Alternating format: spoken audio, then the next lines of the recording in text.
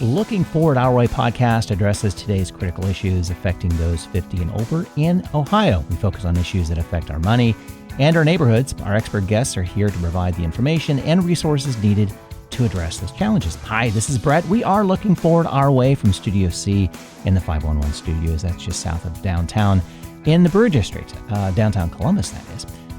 Hey, Brett. Hey. How's it going today? I had to catch my breath. Go, I kind of caught you off guard there, didn't Yeah. So today's talk is going to be a little different than what we've done in the past. And we've talked a lot about financial issues and legal issues. Well, this kind of comes together today.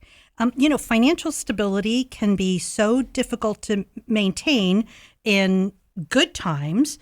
You could be affected by unemployment, changes in your income or wages, changes in the number of hours you're working. But one situation came to mind as I was sort of researching some things. It's reported that a critical situation affecting individual financial credit scores occurs with the death of a spouse.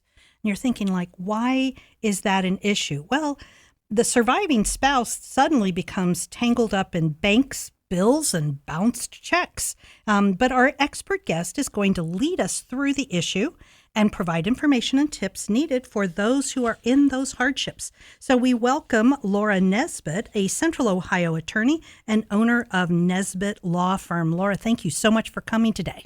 Thank you for having me. Laura and I have known each other a long time, and it's in a different world, not professionally, but just we worked with each other. So I'm really excited to have her on the podcast. When we talked about this topic a couple years ago, I knew she couldn't make it because of things going on in her world professionally. It's like, okay, let's get this going though. So, but we know this is a difficult topic, but we've got to talk about it. One that could save a survivor a lot of pain and difficulty. But let's hear a little bit about you first so we can set the stage of why you're here, why we consider you the expert, your journey to this area of the law and your legal practice. Well, thank you. Thank you for having me today. I'm happy to be here and share this with your audience because it is a really important topic. And my background and legal experience is mainly dealing with consumer law, protection, and bankruptcy. I've been in practice specifically focusing on that since 2009. And a majority of the clients I help are for bankruptcy cases. I do try to provide information on my website, my social media, to try to keep people out of bankruptcy, but sometimes that resort is really the most necessary. So clients always have questions about credit scores. They have questions about how to stay on a budget, what resources they can have going forward to make sure that the success that we are seeking with getting out of debt is something that they can maintain for the rest of their lives. So I kind of have an understanding of the full realm of anything from consumer rights when it relates to dealing with creditors, or even within the bankruptcy realm of what creditors are allowed to do during and after bankruptcy. So talking today about spouses and credit scores when a spouse dies is something that is really important because people don't think about it. Having to deal with the death of a loved one is hard enough. And finances are not always top of mind for people at that time. So to have this information now before you're in the midst of a crisis emotionally, to be able to have in the back of your head information and tips and resources that you can turn to when you're ready, to start looking at that and dealing with that sooner than later, so you don't have this problem of your credit score going down or things coming up that were unexpected that you didn't budget for. Hopefully will be helpful to all those who are listening. Yeah, of any finances that you think about, you probably look at it from the standpoint, okay, do I have enough money to move forward? It's not that, I didn't realize that was out there. That sort of thing to handle those scenarios. Yeah, right. Right. And Laura, one of the things that hit me when I was reading about this topic is loss of income with the death of a spouse is bad for anybody. I mean, it can be traumatic. We've gone through years of women who hadn't been working and suddenly the working spouse is gone and all those kinds of issues. But what I noticed in the articles I was reading is that the older the survivor is, the more critical and the more difficult it is to recover. They, at their age, or they may have a disability, it may preclude them from employment to make up that income. And it really could lead to a financial disaster for that individual. What exactly does that drop in a credit score mean? So, to be clear, I always tell my clients that a credit score indicates that you're being judged in a way. The score reflects something. And scores generally are indicative of games. And so you have to play the credit game correctly in order to have a good score. And if you fail at that game, if you make the wrong move, you do the wrong play at the wrong time, your score is going to be negatively affected. So when a score goes down, it can affect many things, not just your ability to have credit, but it can affect the interest rates of the current credit accounts that you have. It can even affect things like insurance rates and anything where there is an underwriter or a process for being able to obtain a policy or a benefit from a third party. Life insurance sometimes is looking at credit scores. Car loan industry is definitely looking at your credit score. And when you're making larger purchases, a credit score and even a percentage point can greatly affect how much money you're spending in the end on that potential asset that you're seeking to purchase with credit. So a number of things can happen if a credit score goes down. But at the same time, in playing the game correctly, you can increase your credit score. So tips that we're going to go over today will help your listeners to know if the score is going down. If I see it in a downward direction, why is that happening? And what can I do immediately and in the long term in order to ensure that my score stops the downward trend and starts evening out and moving back up? And that is so important. I was always amazed. We had a former guest expert come in and talk to us about banking issues. And she was an expert in financial education. And the bottom line is, especially young folks don't understand exactly what a credit score is and what it's measuring. And if you don't understand that, then you can't really control it. So I recently paid off the mortgage of my house. And the big joke is my credit score goes down because I have less debt, quote unquote. And you're like, seriously? So it's not, a credit score isn't saying whether you are a good person or a bad person, or you have a lot of money or no money. It's really saying how you are, as you said, playing that game with the accounts that you have. But those older individuals who, again, have lost income and are suddenly have bills, monthly bills due, and they can't pay those bills, that affects that score. And not paying a bill, I think, affects it more so than a lot of things. Absolutely. And congratulations on paying off your mortgage. That's awesome. That's really great. Thank you. It's a big step in life. It is. It is. So yes and no as far as the bills do. It's funny, my husband, when we put our finances together after we got married, I took over the finances, and that's one of the things that we'll talk about is who does the finances and how savvy is the other spouse with those finances. So I'm the bill payer, and when he was paying bills, I noticed that he was always paying late, and I said, why are you paying these bills late? And he said, what do you mean? And I said, well, the due date's such and such, and you paid it a week later. And he said, oh, I thought that was a suggestion. Oh. Needless to say, that's why I took over paying the bills. It's not a suggestion. Now there are I've never heard that excuse. Neither. It's almost like the dog ate my homework. I do like it, though. But yeah, it's not going to work, is it? No. Yeah, good for him. Yeah.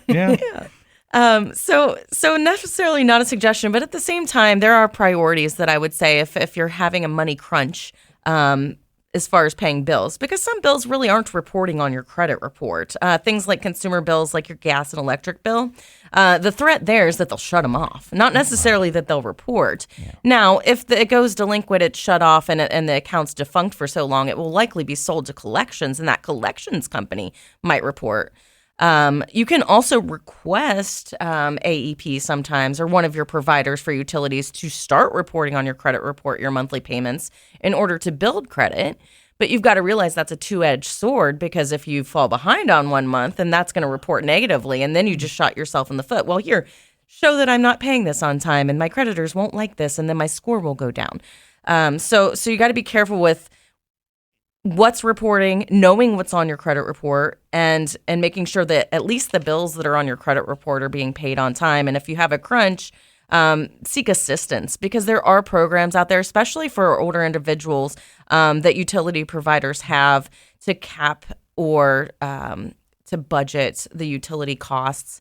Or, one-time assistance sometimes is available if you fell behind and you can't catch up because you're on a limited or fixed income. Right. And, also a plug to our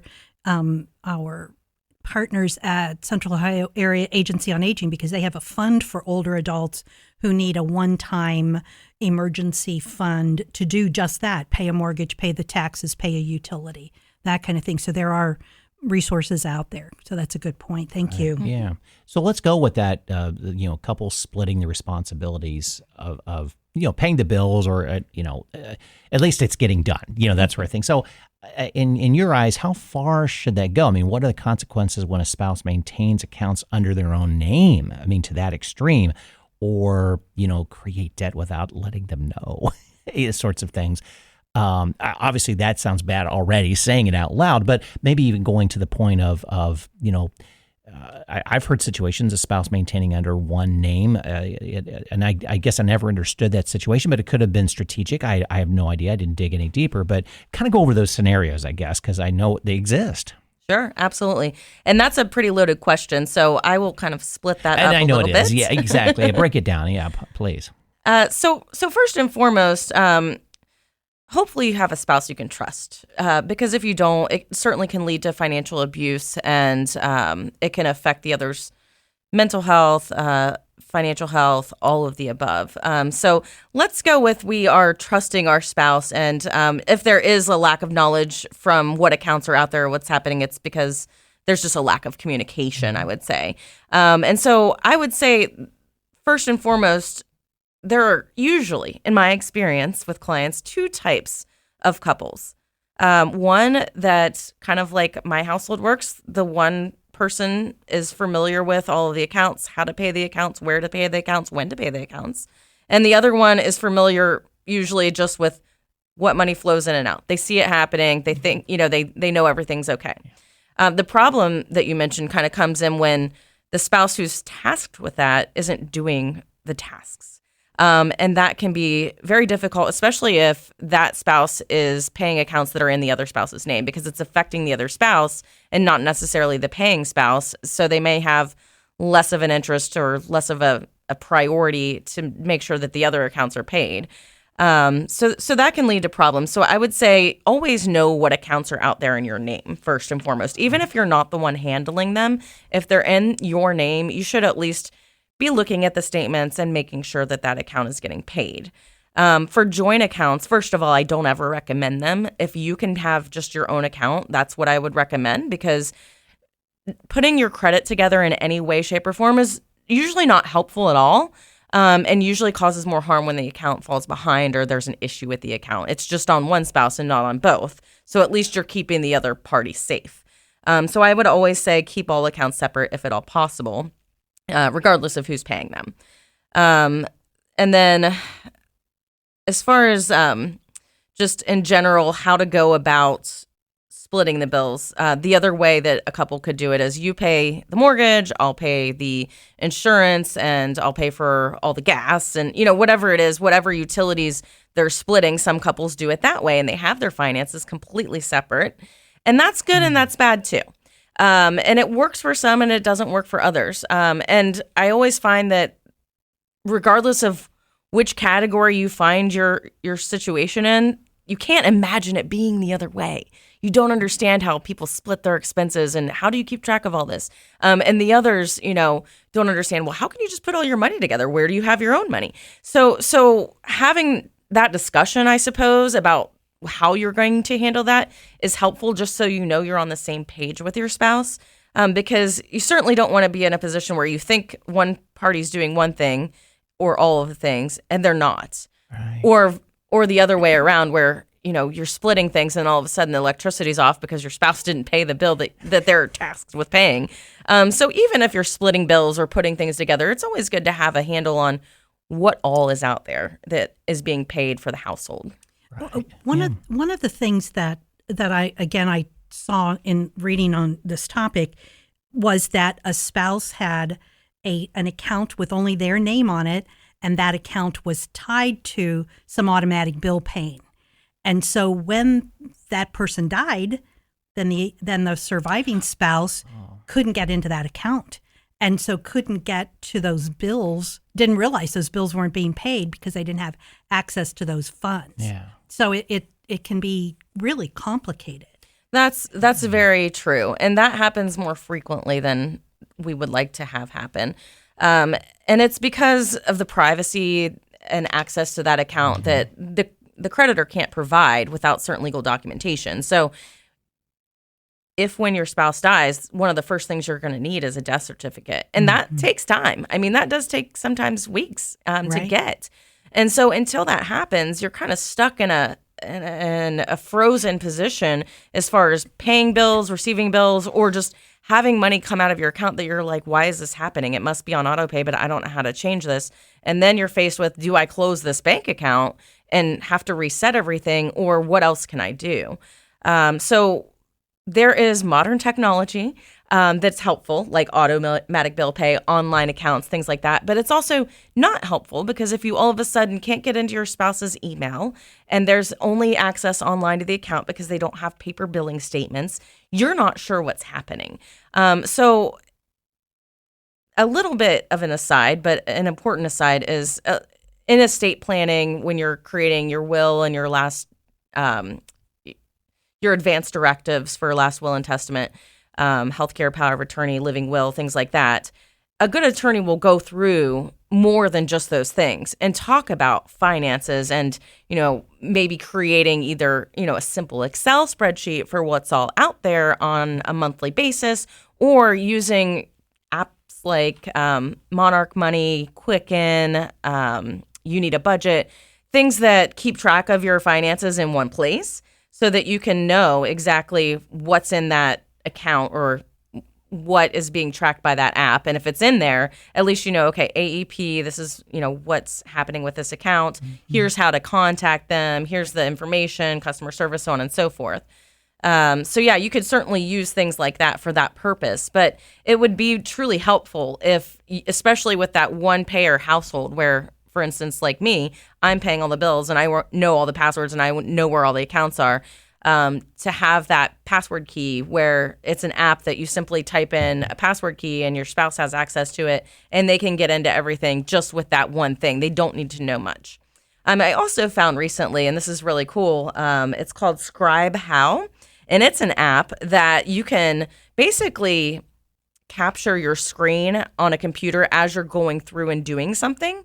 And then keep it and save it. So how to pay the AEP account. You could do a Scribe How, and you start with, Google and go to AEP and go here, and it creates links and it shows this. And if you type in a password, you can change it. So you can say the password is this. And so your spouse can kind of follow it like a tutorial if they, if you're out of the country or, God forbid if they die, to know how to pay the critical things so that you have electricity, you have internet, you have hot water. And then, when the death certificate comes, let's deal with the other things maybe, because credit cards cycle on a 30-day basis and so do all bills. But generally, you want to make sure that while you're trying to stay current, you're paying the critical things first. So. And you said it was Scribe, How, Scribe How. Yes, Scribe How. .com? I think so. Okay. If you Google Scribe How, you'll find it. And there's a free, it's free if you do less than, I think, $4 a month maybe. And if you want to pay for it, it's probably pretty affordable. But I would say, having that free account and doing $4 a month, that's a pretty lofty goal if you haven't created anything like that before for your spouse. Right. To show them how to look up the mortgage balance, how to, pay the electric bill, how to get into my email if I'm not here anymore. The things that if you sit down and really think about, if I'm not here tomorrow, what does my spouse really need to know? And that this is really leading right into my next question was, how do you do all this documentation? It's important we're specifically discussing spouses, but it could be you have a guardian who's taking care of an older person's estate or accounts and things, or for somebody like me who's not married, there's who is the executor. So there are people there. Don't think of it only in terms of a spouse, but think in terms of your children or other person who is involved in your accounts, that you need to have all the information someplace for them, and maybe depending on who they are, you filter some of that information. Yes. Actually, that's right, because it's not just anyone that's married. You're exactly right. It's anyone that is going to come after you and try to pick up your affairs for you and either close things out or continue certain things. Right. And they can't assume that because they have a password, they're allowed to do something to the account. That's a very good point. So if you have a password to AEP, you don't want to go in there and let's say that a spouse passes and you're like, okay, well, this account was in my name, but my spouse is now passed. I'm going to put it in his name and then not pay it because no problem. He's not there. But things like just paying the account and accessing it to just pay, I think would probably not be a problem. That's really what we're talking about. Not changing things, not charging new charges on accounts that aren't in your name after a person has passed. Those are all big no-nos. You can't assume somebody else's role, but making sure that the account is paid. If you're looking for information on how to do that probably would be okay. Well, anything tricky that you do is going to have a timestamp on when you changed it. That's right. Obviously, you logged in at a certain time. It's like, wait a minute, your spouse was the owner up until then, and that sort of thing. It sounds as though, if I'm hearing you right, it's communication. Sit down and talk. Whether it's spouse to spouse or that third party, maybe that's the trusted daughter-in-law, or, it's usually the daughter and daughter-in-law. It tends to be that sort of thing. Is that what you're saying, basically? It's communication, and it's also knowledge, because you're not going to know where to start unless you have a tidbit of information. And so one of the things that you probably want to do on a quarterly basis is get a credit report for yourself. Mm-hmm. It's free at annualcreditreport.com to pull a report from each of the 3 major credit reporting entities once a year. So if you pull Equifax in March, and then you pull TransUnion in, let's say, July, and then you're going to pull another one in November from Experian. And so you have all 3 of them, and so you have a check at least every quarter on what is going on with your credit, what accounts are in your name, things like that. And so that's always a good place to start. If your spouse passes, well, these are the accounts that I know I need to pay. Even though he was paying them, what do I need to do? How do I need to access them? Because your credit report will have the contact information and phone number for that creditor. And you could simply say, hey, I have a Amex card out there. I don't know how to pay my bill. My spouse just passed. This account is in my name. How do I deal with this? You don't necessarily have to worry about your spouse's Amex. And that's why I'm saying a joint account is probably not helpful, and I never recommend it, because if it is joint and your spouse has passed and he's been paying it, now you need to go figure out how to pay it.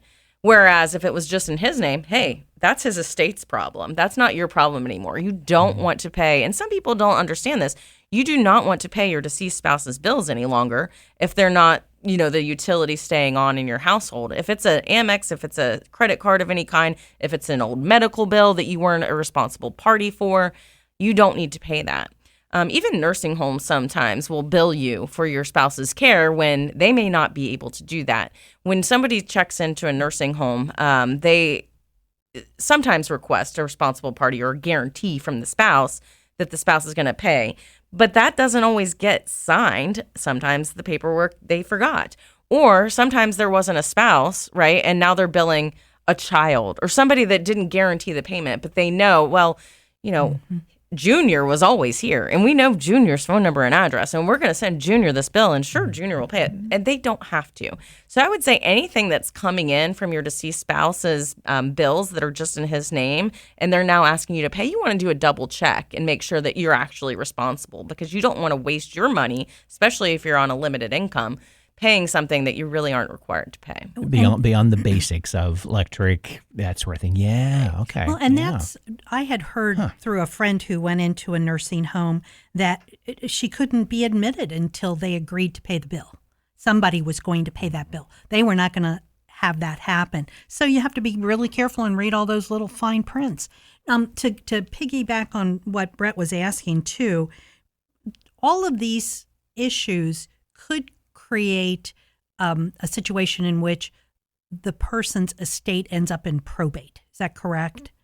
Yes. If there are assets or debts, I suppose, then generally an estate will need to be probated. I'm not an expert on probate estates, but there are in Ohio, there are certain exemptions, like one vehicle can be transferred outside of probate. Usually if you have a house, joint tenancy with right to survivorship, that's not a probatable asset because it's already in your deed that when this person dies, you get the house. You just simply file the death certificate and notice of death and you transfer it to the surviving spouse.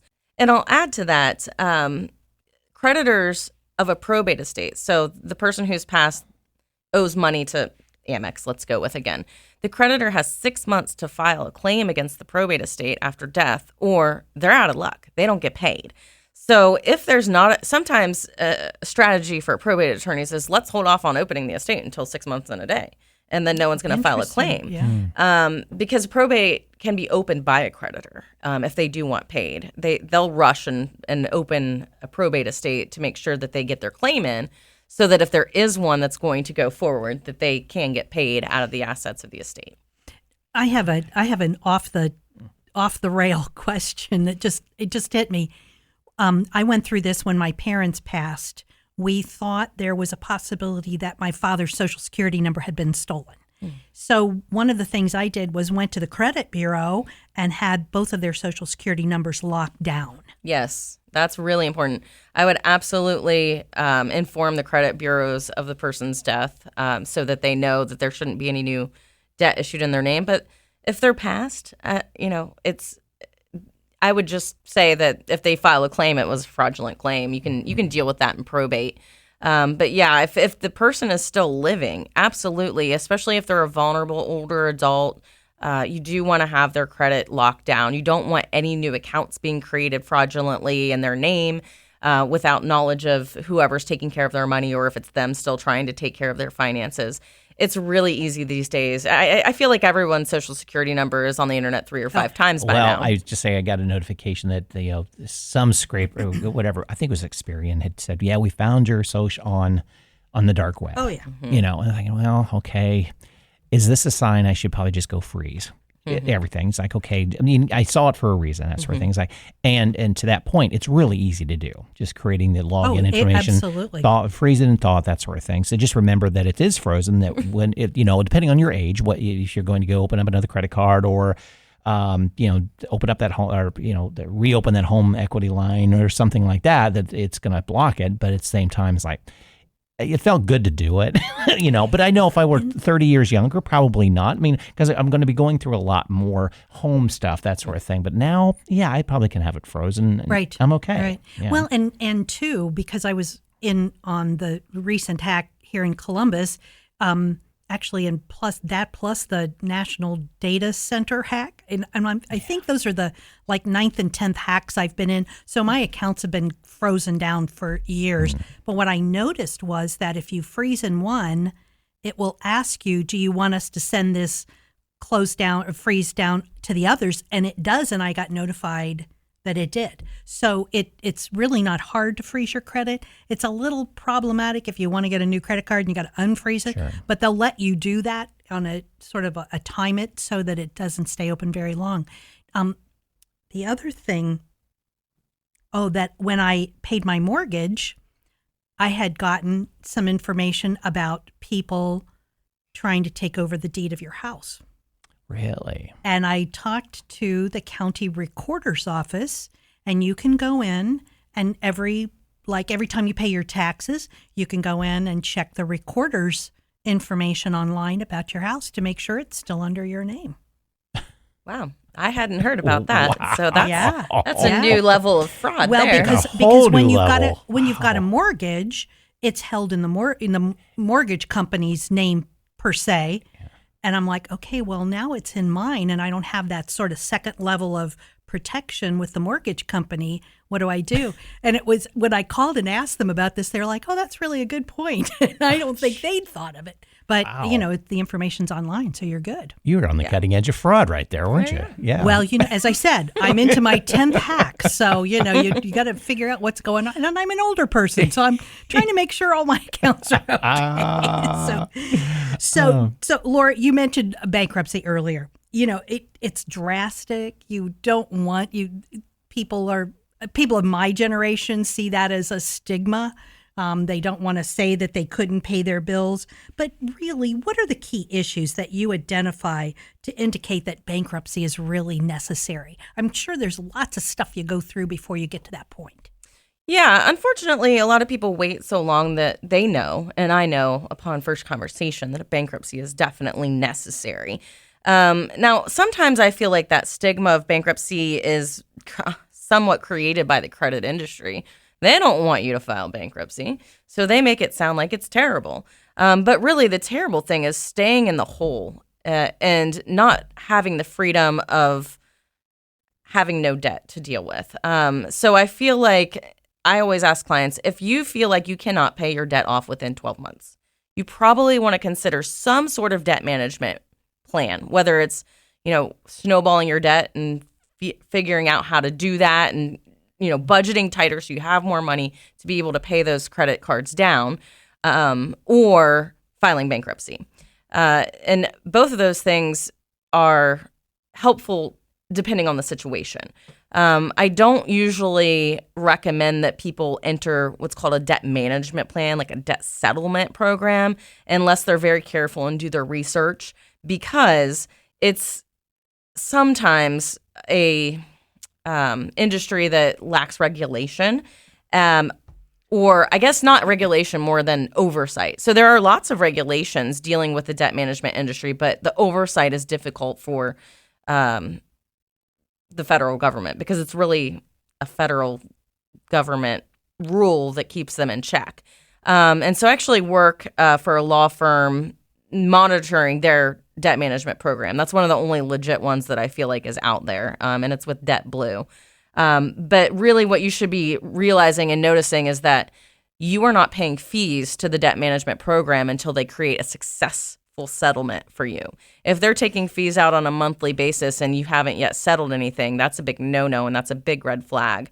There's a major class action going on right now with one of those programs because that's exactly what they were doing. Now, there may be tangential services you're going to sign up for that are paid for and that will come out monthly, like if you want a lawyer, if you get sued, because that's a possibility while you're trying to settle debt, is that you could get sued. You're not protected by bankruptcy. But paying for a lawyer is one thing, but paying just the program to take your money and hold it until you get a settlement is not something that they're allowed to do. So the big check here is don't believe what is on TV on the commercials. Yes, exactly. Between debt management and tax debt management, those TV stations are making a lot of money on those ads. They are. And they're going to have you sign a contract, and it's a legally binding agreement. You want to read through it, and you want to see, because it's going to tell you exactly how you're paying, what you're paying, and what the program is going to do for you. So don't just sign, and let's go. You really do want to read through that. And so, on the other hand, bankruptcy is immediately going to protect the person who's in debt. So instead of waiting and working things out directly with the creditor, the person who's filing bankruptcy is saying, I have this level of federal protection under the bankruptcy code in Title 11, and you can't call me, you can't bill me, you can't report on my credit report any longer. So as soon as a case is filed, the credit report has to start reflecting zero balance or in bankruptcy or some sort of change so that it's not creating a negative remark going forward. Because that's really what's hurting a person's score when they're in debt. One of the factors is each month they don't pay or pay late, it's a delinquency remark. And each delinquency remark on each account is going to add up really quick and your score is going to tank. So that's one thing that bankruptcy does that's very helpful. So yes, it's drastic, but it's drastically helpful too to a lot of people.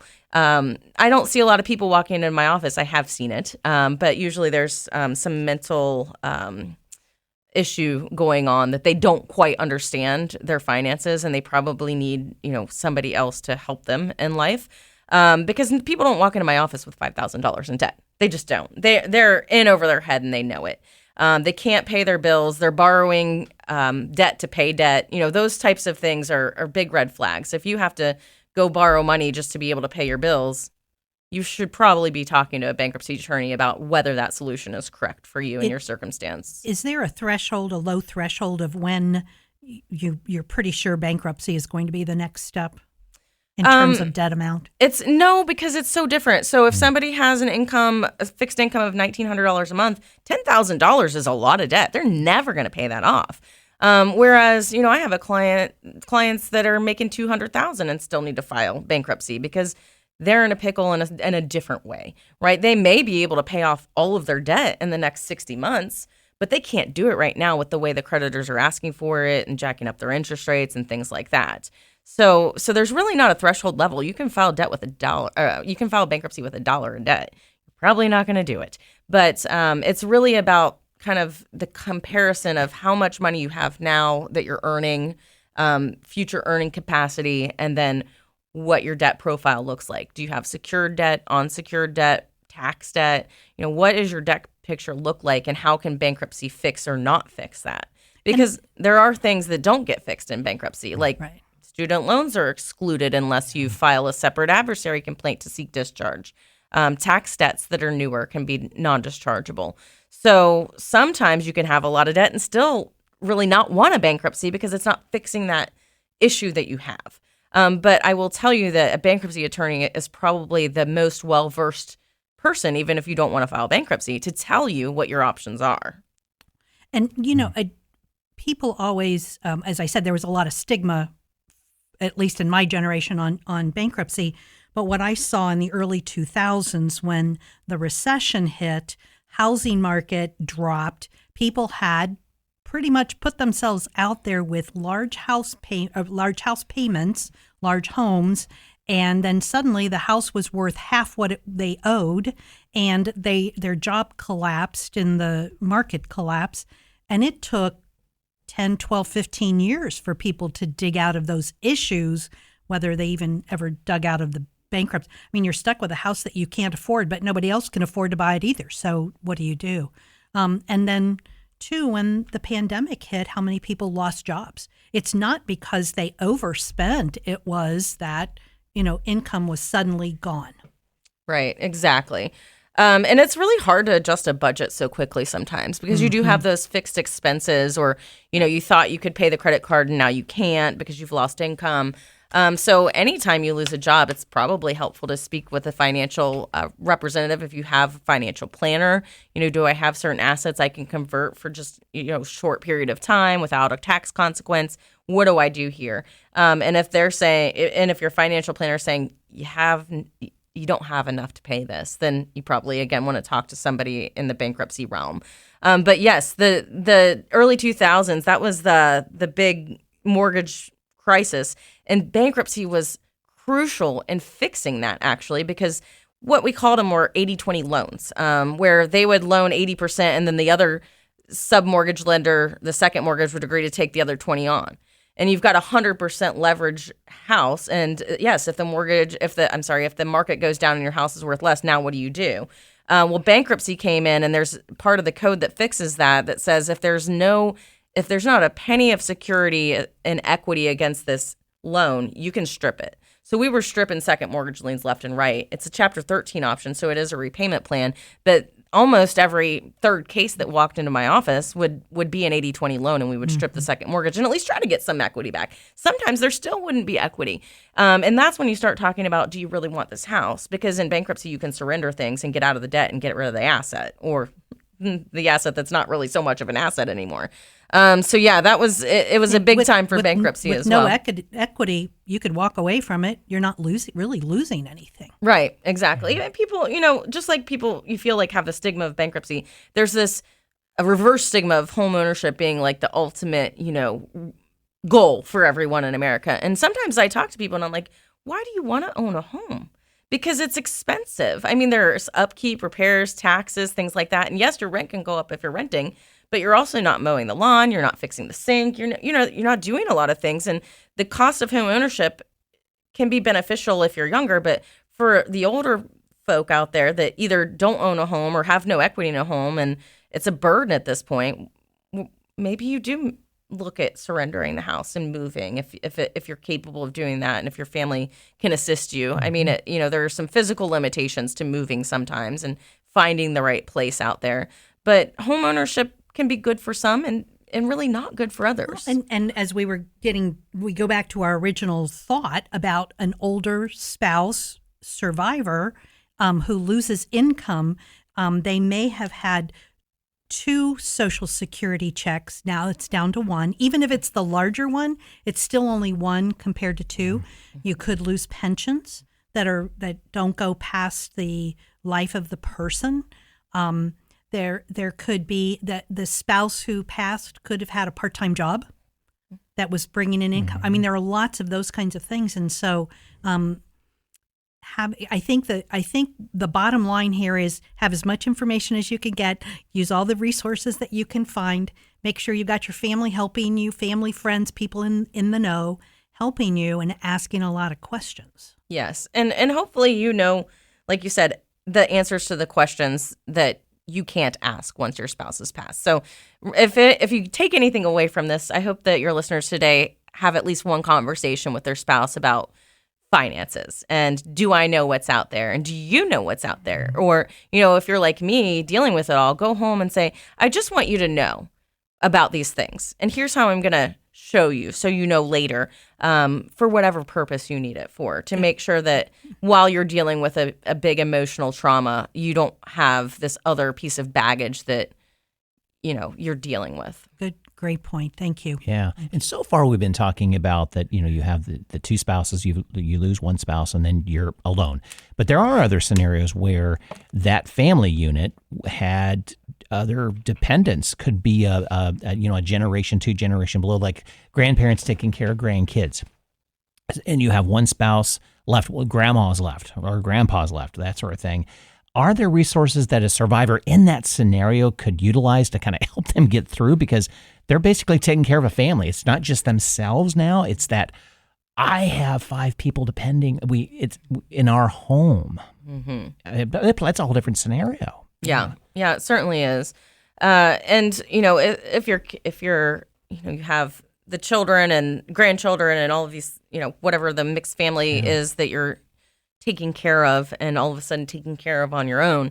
I always think that when you have those scenarios, there's always something that you're leaving on the table, if you will. There's always somebody that could be contributing in some way that you just haven't asked yet. And they would be happy to, or maybe not happy, but willing to, let's say sometimes. Knowing of the situation. Knowing of this, like, hey, this, what happened and this is what my situation is. And since you're living with me and your kids are living with me, do you think that, and you're working and I haven't asked you to pay rent, do you think you can start contributing rent now? And it sounds like you've asked that question of your client. I absolutely have. Just the way you're taking it. Okay. Yes. Yeah. And that's a lot of sometimes the reason why people are in debt is they're too generous. And they're taking care of others that they have no legal responsibility. You don't take care of your 30-year-old daughter, necessarily, but you're used to it and you have been, and then her kids move in, or, maybe she was not on her feet at one point and then it's just become the norm. And you probably have benefits like it. You love your loved ones and you want them close. So why not stay here? And that type of thing. And, I don't want to take your money. Or maybe you're the caretaker for the grandchildren and even though they don't live with you, you haven't ever asked for a penny for their care. But now all of a sudden going to McDonald's and buying that $10 for the child and, driving them to the baseball game is difficult, but you want to keep doing it. I think communicating with that loved one, I really still want to do this, but I feel that perhaps if you could help with the transportation and food costs that I have been contributing out of my pocket in the past, that would be helpful to me being able to continue to do this thing that I like to do for you. Yeah. Yeah, no, that's good. That's good. I hadn't thought about that scenario. It's like just ask the family member if they're available, to do so, depending on the scenario of why that mixed family exists. Yeah, right. Yeah. Well, and as you said, an individual could lose a spouse. They're child and grandchildren are in the homes, they could also have their parents still living. Oh gosh, Or in a sure. nursing home, or Sure. needing, and there's nothing cheap about caregiving. You may be giving your time, but there is always a lot of cost to caregiving. Yeah. So there's lots going on there. So Laura, this is a lot of information for us to take in a short period of time, and we really appreciate you joining us. We always ask our guests if they have any last words of wisdom for the audience. I would just say to be open to talking with your spouse and with others, with professionals, with community members, with resources, because and you could do a whole podcast on this, but there are so many resources out there that go untapped because people don't know about them. Caretakers who could be receiving the check that, since you're foregoing the home health care nurse, that you could be being paid for that service from the government, things like that. So I would always say keep your knowledge source constantly replenished. Always be looking for information and knowledge on how to help yourself and how to help others financially, because everyone that is struggling, there's a solution for. You just have to seek it. Sometimes people aren't just going to hand you something, but if you go looking for what you need, usually you're going to find it. Yeah. Yeah. Well, before we end, though, let's talk about some really great news happening with you, with the law firm. So give us the lay of the land, what's going on, especially if someone, a listener, is thinking about contacting you to know, it's like, oh, this is cool stuff going on with you. Yeah. Well, thank you very much. So I've been working on this since probably April. I have had my own practice at Nesbitt Law Firm since 2013, and I started it to help others and to make sure that they were getting the absolute best financial advice for them related to how to deal with debt, creditors, things like that. And law is very specific. Your personal injury attorney is likely not going to be your divorce attorney and is also not going to be your criminal defense attorney. We all have our niches because, for example, bankruptcy, which is my focus area, is a lot of reading if you want to read through the code, right? It's a huge code. Yeah. And there's state law and property law and things that come into that. So really focusing on one thing is what you have to do in order to really be good at it. So as it relates to that, a lot of my clients have tax issues.